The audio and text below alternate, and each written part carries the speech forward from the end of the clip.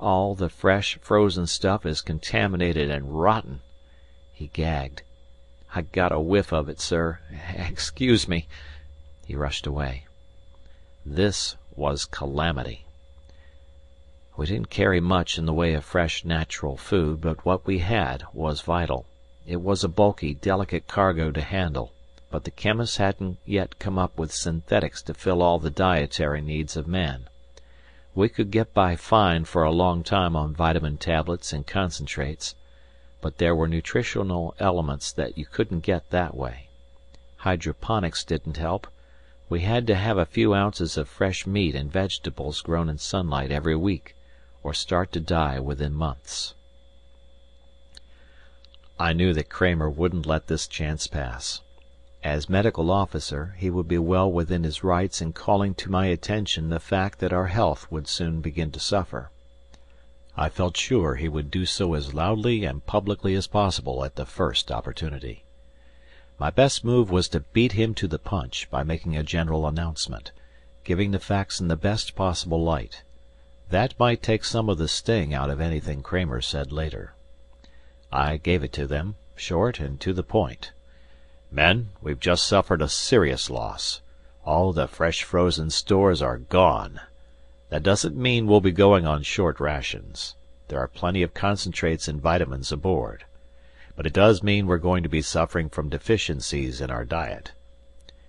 We didn't come out here on a pleasure cruise, we're on a mission that leaves no room for failure. This is just one more fact for us to face. Now, let's get on with the job." I walked into the wardroom, drew a cup of near coffee, and sat down. The screen showed a beach with booming surf. The soundtrack picked up the crash and hiss of the breakers. Considering the red plague that now covered the scene, I thought it was a poor choice. I dialed for a high view of rolling farmland. Mannion sat at a table across the room with Kirschenbaum. They were hunched over their cups, not talking. I wondered where they stood. Mannion, communications officer, was neurotic, but an old armed forces man. Discipline meant a lot to him. Kirschenbaum, power chief, was a joker, with cold eyes, and smarter than he seemed. The question was whether he was smart enough to idealize the stupidity of retreat now. Kramer walked in, not wasting any time. He saw me and came over. He stopped a few feet from the table and said loudly, "Captain, I'd like to know your plans, now that the possibility of continuing is out." I sipped my near coffee and looked at the rolling farmland. I didn't answer him. If I could get him mad, I could take him at his game. Kramer turned red. He didn't like being ignored. The two at the other table were watching. "Captain," Kramer said loudly, "as medical officer I have to know what measures you're taking to protect the health of the men." This was a little better. He was on the defensive now, explaining why he had a right to question his commander. I wanted him a little hotter, though. I looked up at him. "Kramer," I said in a clear, not too loud voice, "you're on watch. I don't want to find you hanging around the wardroom making light chit-chat until you're properly relieved from duty." I went back to my near coffee in the farmland. A river was in view now, and beyond it, distant mountains. Kramer was furious. "Joyce has relieved me, Captain," he said, controlling his voice with an effort. "I felt I'd better take this matter up with you as soon as possible, since it affects the health of every man aboard." He was trying to keep cool, in command of himself. "I haven't authorized any changes in the duty roster, Major," I said mildly. "Report to your post." I was riding the habit of discipline now, as far as it would carry me. I hoped that disobedience to a direct order, solidly based on regulations, was a little too big a jump for Kramer at the moment. Tomorrow it might be different, but it was essential that I break up the scene he was staging. He wilted. "I'll see you at 1700 in the chart room, Kramer," I said as he turned away. Mannion and Kirschenbaum looked at each other, then finished their near coffee hurriedly and left. I hoped their version of the incident would help deflate Kramer's standing among the malcontents.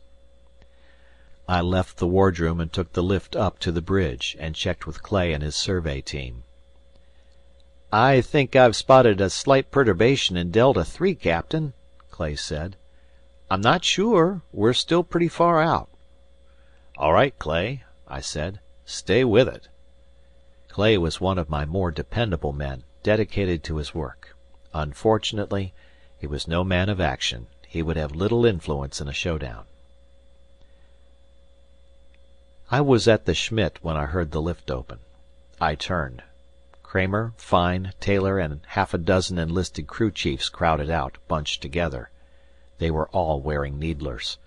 At least they'd learned that much, I thought. Kramer moved forward. "We feel that the question of the men's welfare has to be dealt with right away, Captain," he said smoothly. I looked at him coldly, glanced at the rest of his crew. I said nothing. "What we're faced with is pretty grim, even if we turn back now. I can't be responsible for the results if there's any delay," Kramer said. He spoke in an arrogant tone. I looked them over, let the silence build. "You're in charge of this menagerie?" I said, looking at Kramer. "If so, you've got 30 seconds to send them back to their kennels. We'll go into the matter of unauthorized personnel on the bridge later. As for you, Major, you can consider yourself under arrest in quarters. Now move!"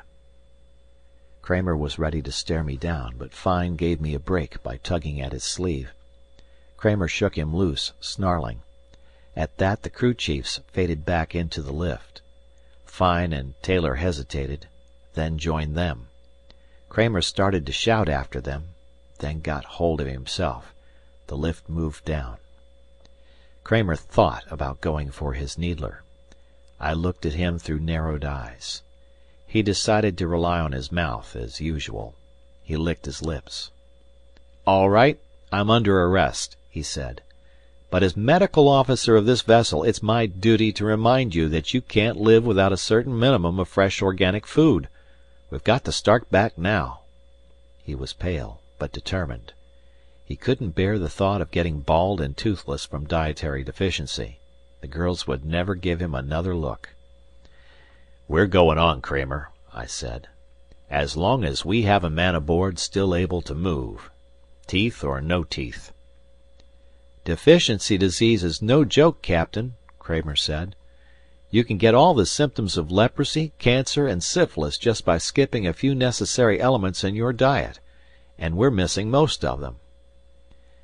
"Giving me your opinions is one thing, Kramer," I said. "Mutiny is another." Clay stood beside the main screen, wide-eyed. I couldn't send Kramer down under his guard.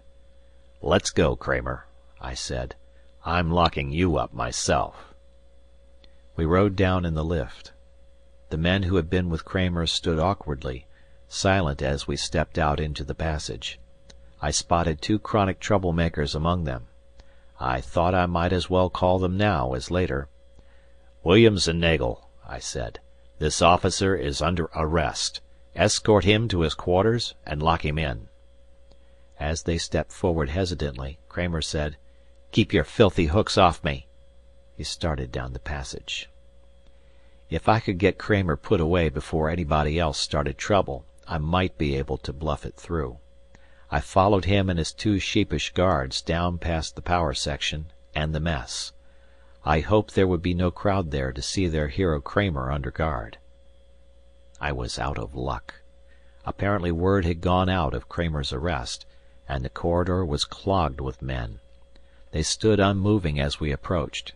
Kramer stopped. "Clear this passage, you men," I said. Slowly they began to move back, giving ground reluctantly. Suddenly Kramer shouted, "That's right, you whiners and complainers! Clear the way so the captain can take me back to the missile deck and shoot me! You just want to talk about home. You haven't got the guts to do anything about it." The moving mass halted, milled. Someone shouted, "Who's he think he is, anyway?" Kramer whirled toward me. He thinks he's the man who's going to let you all rot alive, to save his record." Williams, neg.